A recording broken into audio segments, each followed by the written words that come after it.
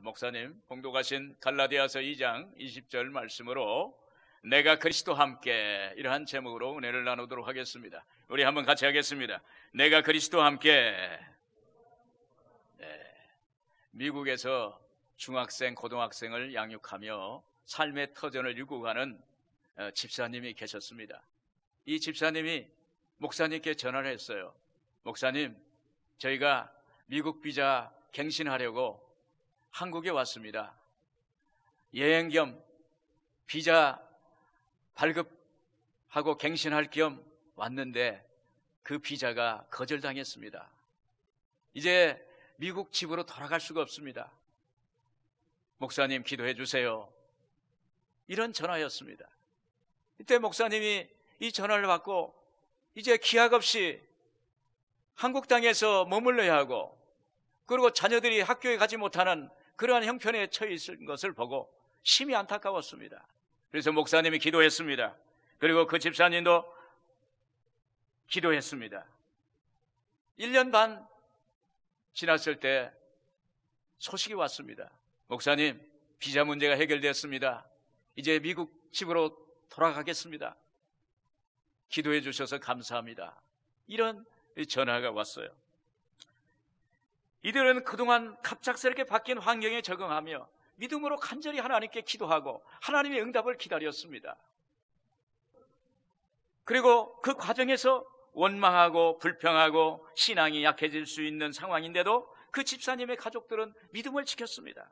결국 믿음의 삶에 터전으로 돌아와서, 미국으로 돌아와서 주일날 예배를 드리는데 첫째 딸이 바이올린으로 하나님께 찬양을 하는 거예요. 그 찬양의 내용은 늘 찬송하면서 주님께 더 나아가겠다는 내 일생 소원이라는 고백을 담은 선율이 예배당을 가득 채웠습니다. 그 찬송이 내 주를 가까이입니다. 제가 한번 불러드리겠습니다. 내 주를 가까이 하게 함은 십자가 진 같은 고생이나 내 일생 소원은 늘 찬송하면서 주께 더 나아가기 원합니다. 하나님께 이러한 찬송의 선율이 그 예배당을 가득 채웠습니다. 사랑하는 여러분, 신앙이 어려울 때 빛이 납니다. 신앙은 예수 그리스도와 함께 가는 것입니다. 신앙은 좋은 길이나 골짜기나 어떤 자리도 예수님께 함께 가는 것입니다. 그때 하나님이 우리를 보시고 인도하시는 것입니다. 오늘 본 말씀은 성경 구절 중에 제가 늘 묵상하면서 은혜 받은 말씀입니다. 오늘 이 말씀으로 우리가 서로 은혜를 나누고자 합니다. 이 말씀은 바울 사도가 율법에 매여 있고 이단의 위협에 처해 있는 갈라디아 교인들에게 예수 그리스도의 십자가 신앙의 본질과 신앙의 자세에 대해서 이야기하고 있는 거예요. 여러분, 올바른 신앙의 자세가 우리의 평생을 변화시키는 열매가 되는 것입니다. 오늘 말씀, 내가 그리스도와 함께, 내가 그리스도와 함께 라는 제목의 은혜를 나누도록 하겠습니다. 먼저 내가 그리스도와 함께라는 것은 예수님의 십자가에서 함께 못 박힌 나를 발견하는 것입니다. 오늘 본 말씀 20절 상반절에 보면 내가 그리스도와 함께 십자가에 못 박혔나니, 그런데 내가 그리스도와 함께 십자가에 못 박히기 전에는 어떤 모습이었을까? 어떤 존재였을까? 우리는 생각해 봐야 됩니다. 그것은 영적으로 죽은 나였습니다. 타락한 아담과 하와가 하나님 앞에 저주받은 것입니다. 창세기 3장 19절에 그랬습니다. 너는 흙이니 흙으로 돌아갈 것이니라, 이렇게 저주하셨습니다.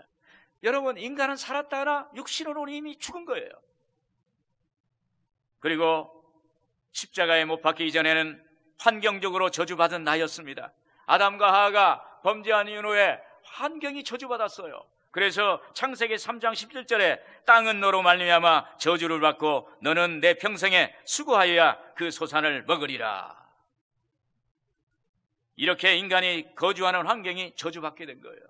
오늘 여러분, 코로나19라는 것이 환경이 저주를 받으니까 이 바이러스들이 살겠다고 튀어나오는 거예요. 그래서 바이러스들이 오늘 이 땅을 점령해서 이런 어려운 상황을 만드는 것입니다. 여러분, 이와 같이 인간은 영혼이 죽고 육신이 병들어 죽고 환경이 죽어서 삼중 저주를 받게 된 것입니다. 에베소서 5장 8절에 너희가 전에는 어둠이더니 이제는 주 안에서 빛이라. 예수 믿기 전에는 어둠이었다는 거예요. 죽은 영혼이었다는 것입니다.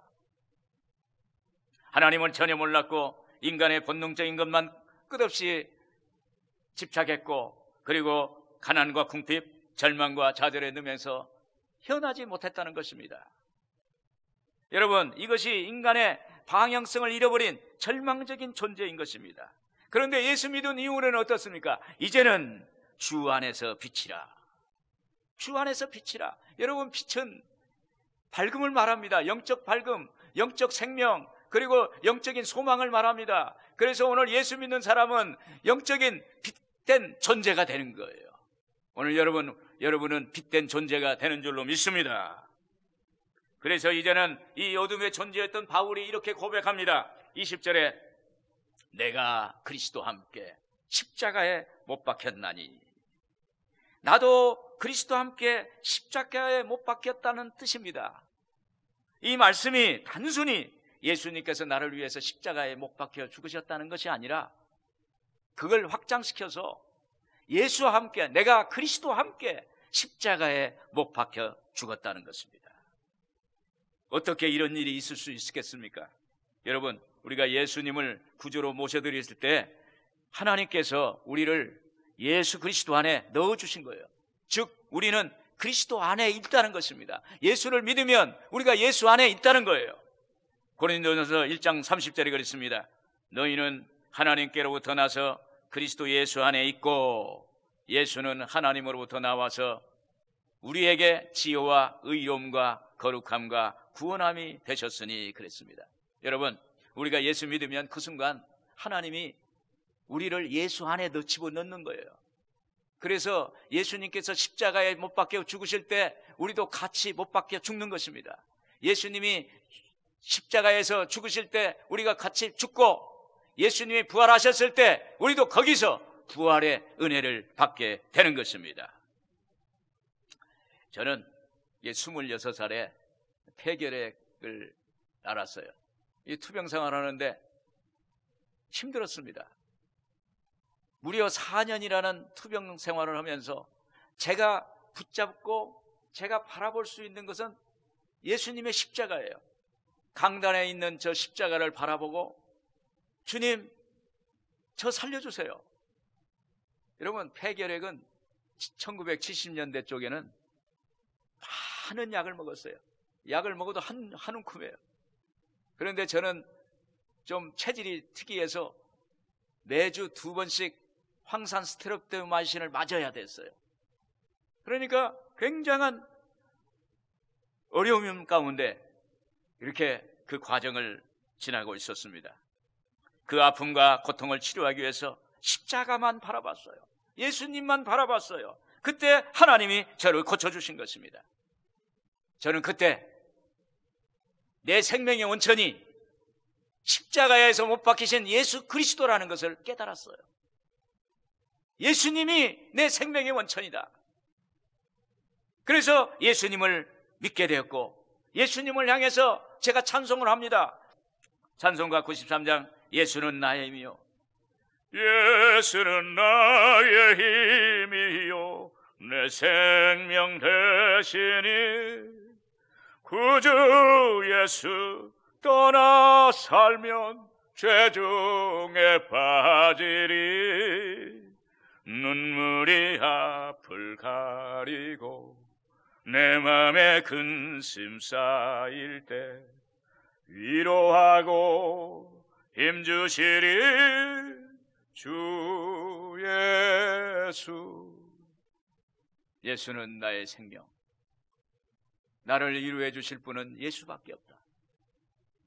여러분, 십자가에서 예수님이 우리에게 생명 주셨습니다. 십자가에서 우리에게 은혜 주셨습니다. 예수님이 십자가에서 우리에게 살아갈 수 있는 능력을 주신 것입니다.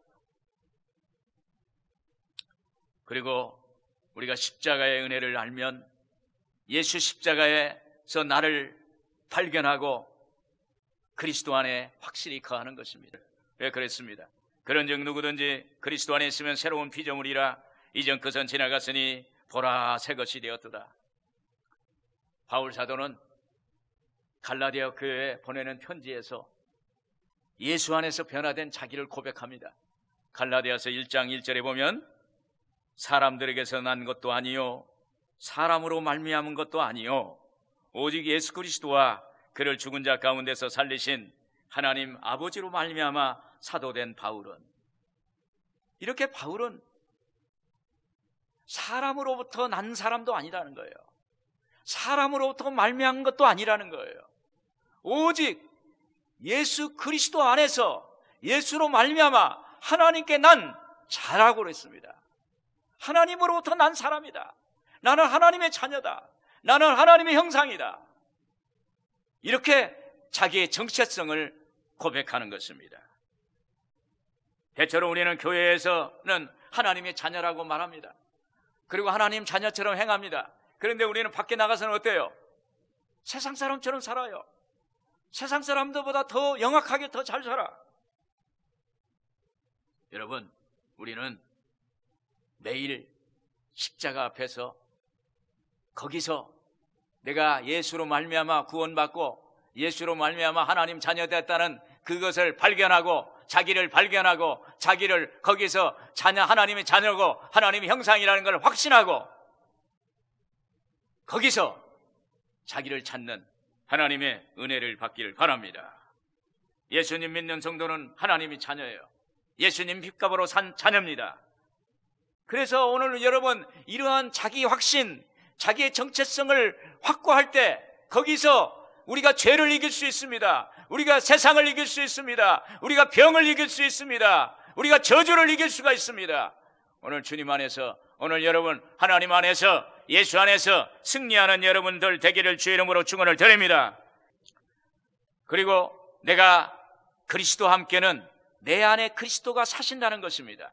20절 하반절에 보면 같이 하겠습니다. 그런즉 이제는 내가 사는 것이 아니요 오직 내 안에 그리스도께서 사시는 것이라 그랬습니다.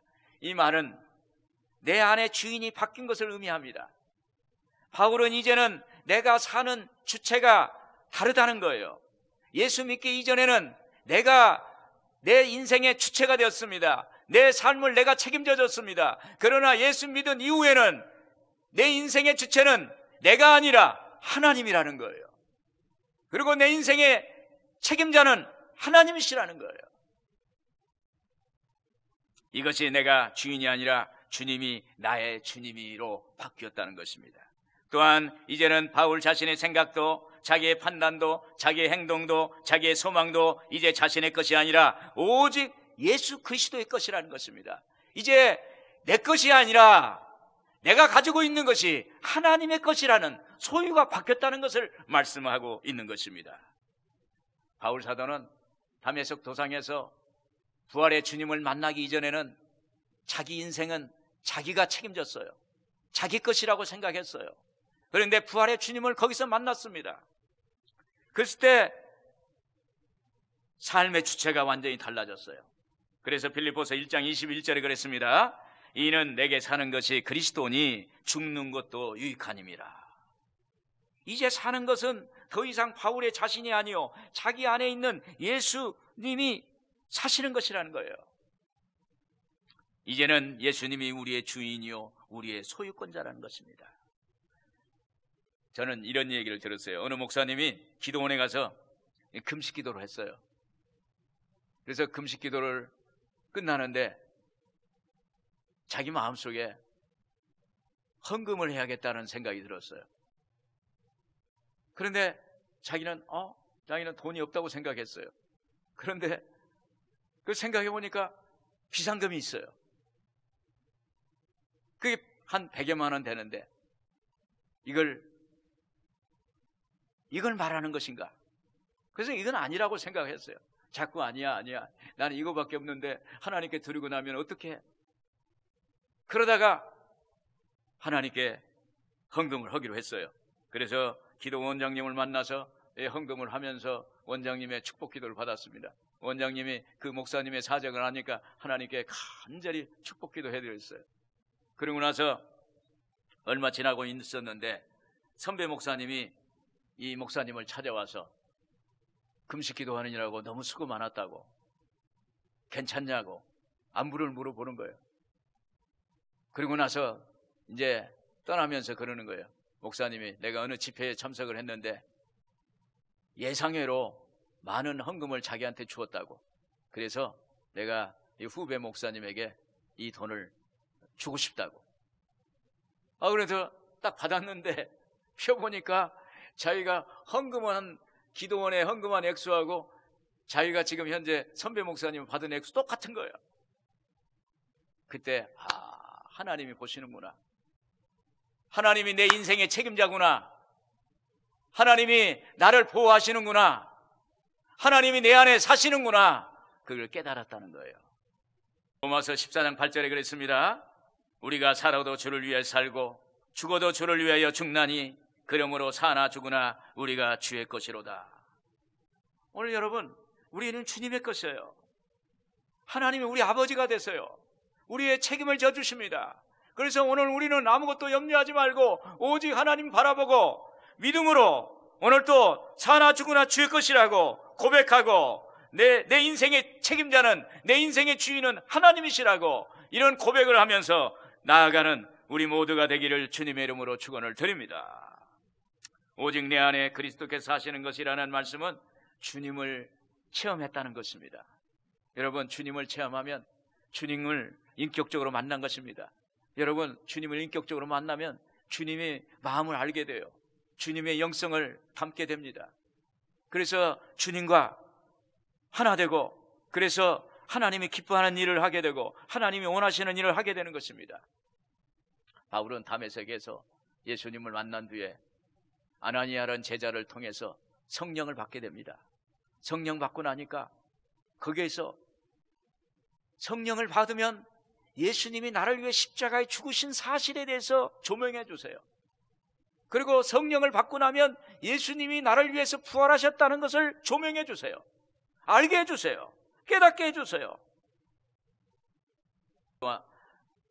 성령님이 그 안에서 역사하셨습니다. 그때 이렇게 20절 상반절에 이런 고백을 하는 것입니다. 내가 그리스도와 함께 십자가에 못 박혔나니 그런즉 이제는 내가 사는 것이 아니요 오직 내 안에 그리스도께서 사시는 것이라. 이러한 고백을 하는 것입니다. 그리고 바울은 성령 받고 변화되어서 이런 고백을 합니다. 사도행전 20장 24절에 내가 달려갈 길과 주 예수께 받은 사명 곧 하나님의 은혜의 복음을 증언하는 일을 마치려 하면은 나의 생명조차 조금도 귀한 것으로 여기지 아니하노라. 여러분, 주님을 위해서, 주님의 영광을 위해서 여기에 살겠다는 것입니다. 나의 달려갈 길 다 마치려 하면은 나의 생명조차 귀한 것으로 여기지 않겠다. 모든 것을 주님께 드리겠다고 이렇게 말한 것입니다. 여러분들이 잘 아는 극동방송 김정한 목사님이 계세요. 그분이 6.25 때 전쟁 때 미군 부대에 하우스보이를 했어요. 하우스보이라는 것은 그 부대 안에 무슨 조그마한 잡동사니 일을 다 맡아서 하는 사람이에요. 그런데 거기에 칼 상사라는 사람이 있는데 그 김정한 목사님을 보니까 아주 똑똑하고 한국에서는 좀 아깝다 생각이 돼서 칼 상사가 미국 갈 때 김정한 목사님을 데리고 미국 유학을 갔어요. 그래서 미국 유학을 가서 거기서 공부를 했습니다. 그 공부할 때 외국에 나가서 이 유학 생활이라는 건 얼마나 힘든지를 몰라요. 거기서 하나님을 만나게 됐어요. 기도하다가 어려운 가운데서 하나님을 만났습니다. 그때 하나님이 주신 말씀이 사도행전 20장 24절이에요. 내가 달려갈 길과 주 예수께 받은 사명 곧 하나님의 은혜의 복음을 증언하는 일을 마치려 하면은 나의 생명조차 조금도 귀한 것으로 여기지 아니하노라. 이 말씀이었어요. 그래서 김장한 목사님은 어려울 때마다, 위기 때마다 이 말씀을 묵상하고 이 말씀을 읊조린다고 그렇게 고백을 합니다. 그래서 수한 중앙 침례교회를 세우고 그리고 극동방송을 세워서 지금 극동방송의 이사장님으로 사역을 하고 있습니다. 그리고 세계적인 복음전도자로 하나님의 일을 감당하고 있는 것입니다. 여러분, 변화되었으면 하나님이 원하시는 일에 목숨을 거는 거예요.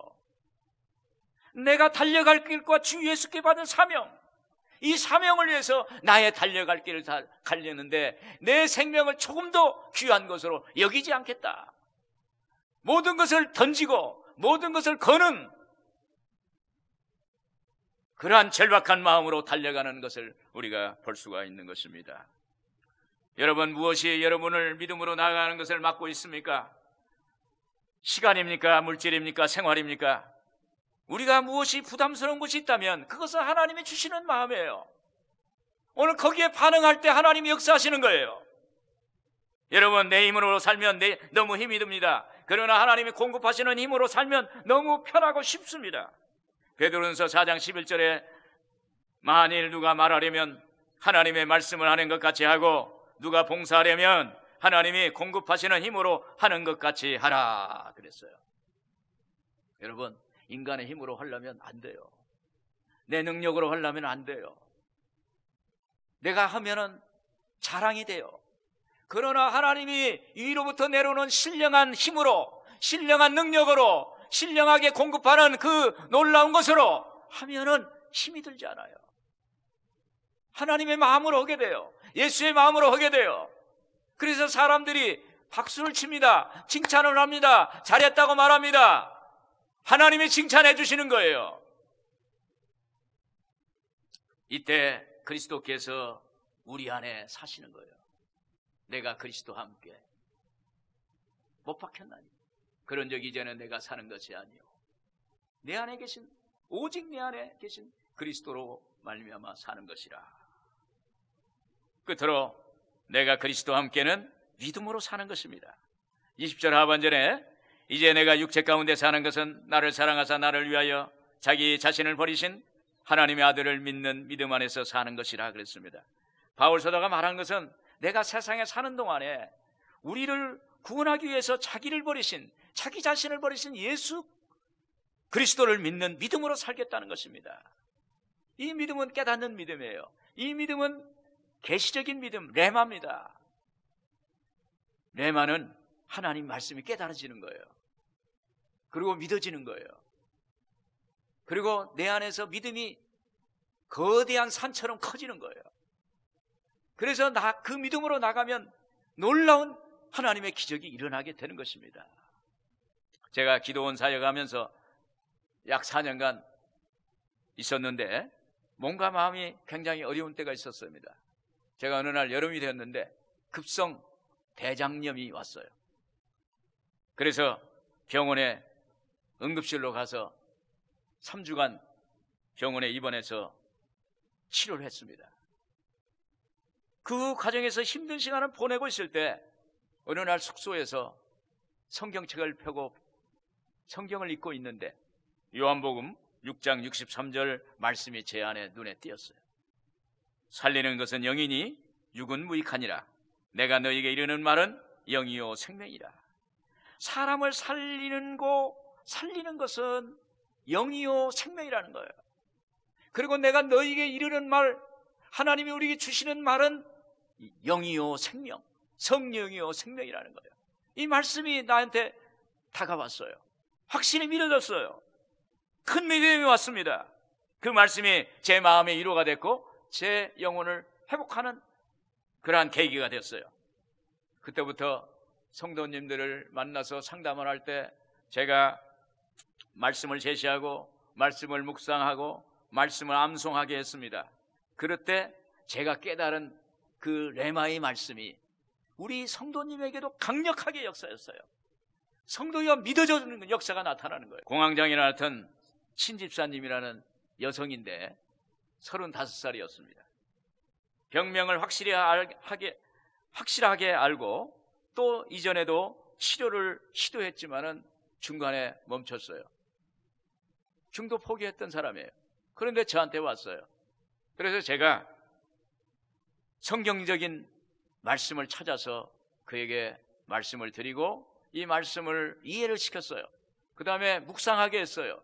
그 말씀을 암송하게 했어요. 매일 저하고 똑같은 시간에 만납니다. 만나서 그걸 암송하고 같이 암송하고 그리고 제가 기도를 해드렸어요. 암송하고 매일 암송하고 매일 기도하고 매일 암송하고 매일 안수기도 해드리고. 근데 2달 만에 완전히 공황장애로부터 벗어났어요. 그러고 나서 저에게 여러 번 찾아왔어요. 여러 번 찾아와서 고맙다고. 그래서 제가 만나면 말씀을 또 암송하게 해요.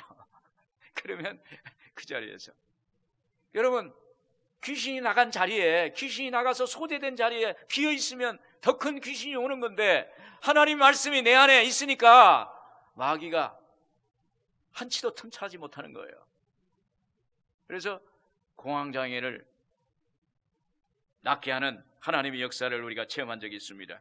히브리서 4장 12절에 하나님의 말씀은 살아있고 활력이 있어 좌우에 날선 어떤 것보다 예리하여 혼과 영과 및 관절과 골수를 찔러 쪼개기까지 하며.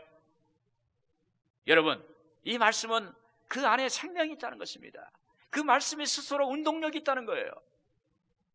그리고 요한복음 1장 4절에 그렇습니다. 그 안에 생명이 있었으니 이 생명은 사람들의 빛이다. 그 안에, 말씀 안에 생명이 있는데 이 생명은 사람들의 빛이라는 거예요. 오늘 여러분, 말씀을 여러분들 암송하고 말씀이 여러분 안에 있으면 거기에서 생명이 나타나고 하나님의 생명의 빛이 역사가 나타나고 거기에서 하나님 말씀이 운동하니까 치료의 역사가 나타나는 겁니다. 오늘 여러분들에게 하나님의 말씀의 능력이 나타나서 믿음의 역사가 있기를 주의 이름으로 축원을 드립니다. 그리고 말씀을 묵상하고 암송하는 게 매우 중요합니다. 여러분, 말씀을 묵상하고 암송하는 것은 마음밭에 좋은 씨, 말씀을 심는 거예요.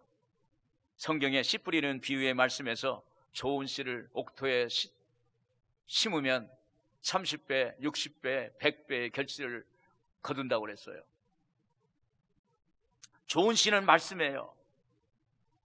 말씀을 심으면 반드시 결실을 하게 되고 열매를 거두게 되고 반드시 하나님의 역사가 나타나는 거예요. 갈라디아서 6장 7절에 사람이 무엇으로 심든지 그대로 거두리라 그랬습니다. 여러분, 심으면 거두게 돼 있어요. 좋은 씨, 하나님 말씀을 심으면 말씀의 열매가 맺혀지는 거예요. 거기에 축복의 말씀이 심겨지면 축복의 열매가 맺혀지고 치료의 말씀을 심어지면 치료의 열매가 맺혀지고 그리고 여러분의 삶의 행복을 씨를 심으면 거기에 행복의 열매를 거두는 역사가 나타나게 되는 것입니다. 제가 사역했던 교구는 척박한 교구였어요. 굉장히 어려웠어요. 그래서 제가 예배 드리고 그리고 신방을 합니다. 그런데 신방할 때가 많지는 않아요. 그럼 빠른 성도님과 신방이 끝나면 저는 혼자 전도합니다. 저녁 시간까지. 하나님이 나한테 주어진 시간이 저녁이라고 생각하고 오후 5시, 6시까지 가방을 들고 혼자 신방을 했어요. 전도를 했습니다. 그런데 어느 날 제 마음에 섭섭한 마음이 생기는 거예요. 나는 이렇게 저녁 때까지 발이 부르트도록 다니는데 이 성도들이 움직이질 않는 거예요. 그게 섭섭한 거예요. 인간적으로 그런 마음이 생겼어요. 그래서 그때 제가 바로 깨달았어요. 이것은 마귀가 갖다 주는 거구나. 성도들을 섭섭하게 생각하고 그리고 인간적으로 마음에 이런 생각이 되면 이건 정상적이 아니잖아요. 그래서 하나님께 하나님, 죄를 용서해 주세요. 제 마음을 없애주세요. 그런데 갈라디아서 2장 20절 말씀을 생각이 나서 그 말씀을 암송을 했습니다. 내가 그리스도와 함께 십자가에 못 박혔나니 그런 적 이제는 내가 사는 것이 아니요 오직 내 안에 그리스도께서 사시는 것이다. 이 말씀을 제가 암송을 하고 제 마음속에 심었습니다. 심고 심으니까 내 안에 있던 섭섭한 거, 인간적인 것, 세속적인 것들이 다 사라지고 내 안에 마음의 평안이 오고 기쁨이 오고 즐거움이 오고, 그러고 나니까 나중에 하나님이 전도의 능력을 더 주시고 신방할 때마다 성도들이 축복받고 은혜 받고, 그리고 교회가 부흥되고, 그리고 성도들이 행복하게 되고, 그런 걸 제가 경험을 했었습니다. 여러분, 우리가 하나님 앞에 이렇게 말씀의 씨를 심으면 분명히 거기에 열매가 나타나는 거예요. 그래서 오늘 우리는 어떻게 했습니까? 삶으로 행하는 것입니다. 여러분, 하나님께서 결론은 십자가의 믿음을 가지고 행하라는 것입니다. 20절 하반절에 그랬습니다. 이제 내가 육체 가운데 사는 것은 나를 사랑하사 나를 위하여 자기 자신을 버리신 하나님의 아들을 믿는 믿음 안에서 사는 것이라. 바울은 우리에게 이제 믿음으로 살아가야 된다고 말하고 있습니다. 여러분, 하나님 능력 받았습니까? 하나님 은혜 받았습니까? 하나님 축복 받았습니까? 거기에 머무르면 안 돼요. 가야 돼요. 나가야 돼요. 나가면 하나님이 능력 주세요. 성령 충만 주세요. 성령의 능력이 나타납니다. 성령의 불이 임합니다. 하나님의 역사가 나타나는 거예요. 근데 하나님이 많은 능력을 주었는데 가만히 앉아 있어요. 그러면 하나님의 능력이 소멸돼요. 우리가 하나님께 성령 충만 받았으면, 은혜 받았으면 나가는 거예요. 행하는 거예요. 살아가는 거예요. 살아내는 거예요. 그때 하나님이 역사하세요. 믿음의 역사가 나타나게 되는 것입니다. 히브리서 10장 38절에 나의 의인은 믿음으로 말미암아 살리라. 예수님은 우리에게 믿음으로 나가라는 것입니다. 여러분, 믿고 나가시길 바랍니다. 그러면 반드시 하나님이 오늘 여러분들의 삶 속에 믿음의 역사가 일어나게 될 줄로 믿습니다. 기도하겠습니다.